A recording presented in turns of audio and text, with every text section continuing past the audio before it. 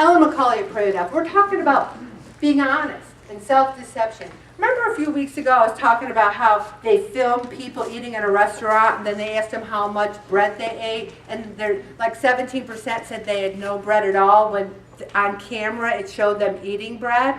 Do you think they were being honest with themselves? Or were they in what, a fugue state where they were like, oh, I don't know. Are we living our lives in this fugue state?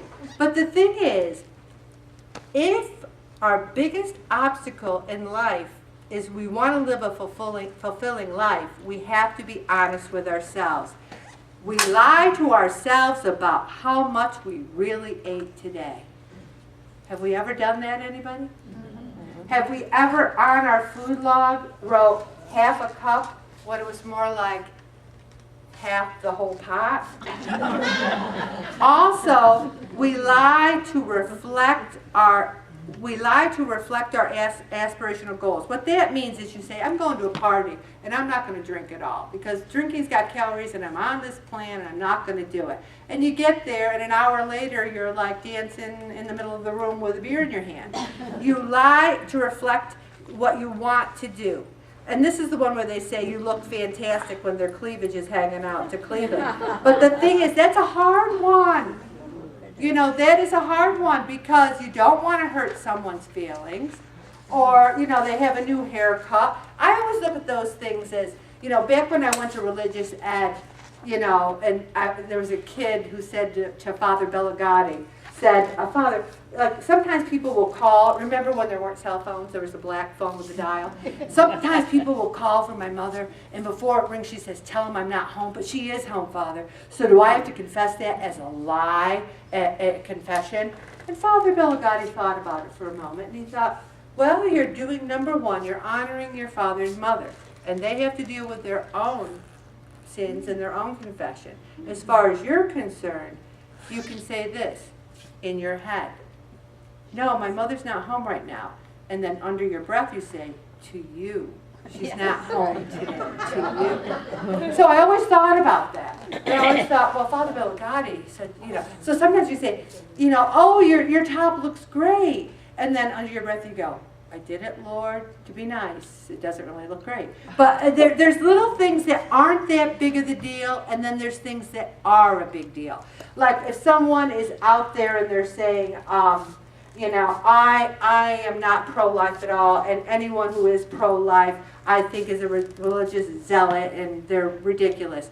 And then they say to you point blank, are you pro-life? And you're like, no, because you don't want to get in a conversation there where you don't hold up to what you really believe in. And I have been asked that question so many times. I'm like, oh, absolutely. I believe in the sanctity of life, and I believe that everyone's valuable. I think you're valuable.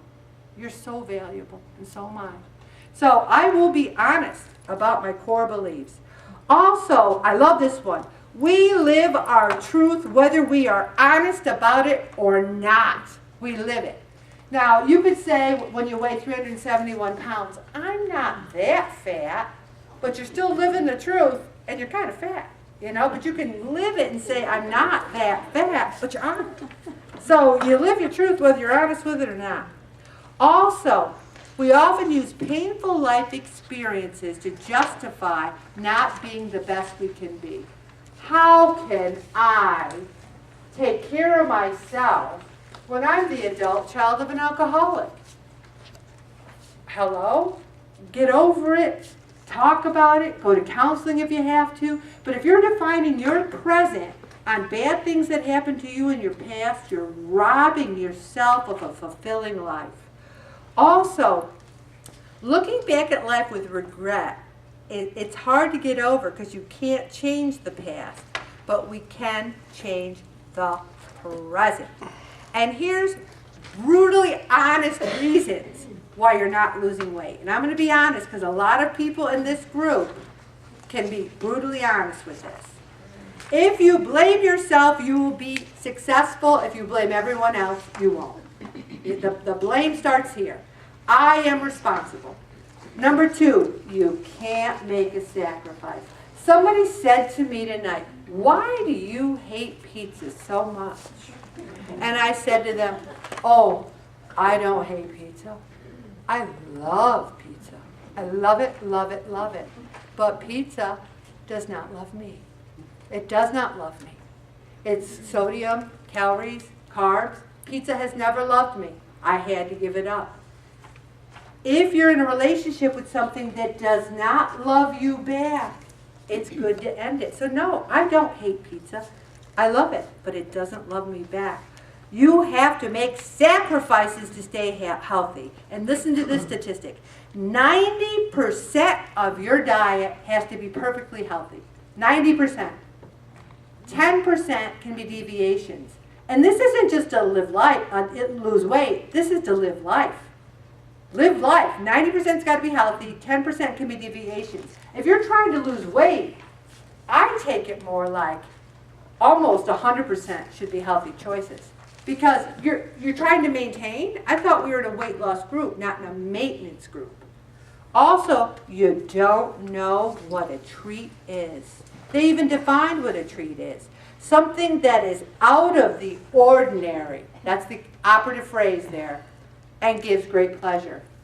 If you think you deserve a treat and you're having 10 a day, every day, is it a treat anymore? Or is it modus operandi? Is this just the way you live your life? Treats are something out of the ordinary. Also, you're planning for an end date already. You're sitting there going, huh, June 7th, I'm out the door, baby. No, there's no session 22 for me because I'm going to be eating like a pig all summer. I'm going to be at Hyde's. I'm going to be at Peter's Polar Parlor. I'm going to have pizza till I can't have it. I'm going to have it for breakfast, lunch, and dinner. And I'm going to be saying, ha ha, Ellen, I'm eating pizza, breakfast, lunch, and dinner. It doesn't mean anything to me. There is no end. And let me tell you something. I just had my 2-year anniversary. February 26th was my 2-year anniversary of no dairy, no gluten, no sugar. 2 years. Yeah.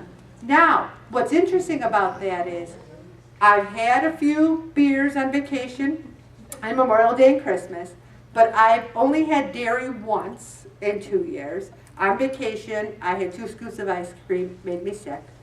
I have had gluten once. At Christmas, I had a donut this year, not last year. And in 2 years, I had 1 piece of cake, and that was for my birthday. Now, that first year, I lost 70 more pounds, adding up to. But it's funny.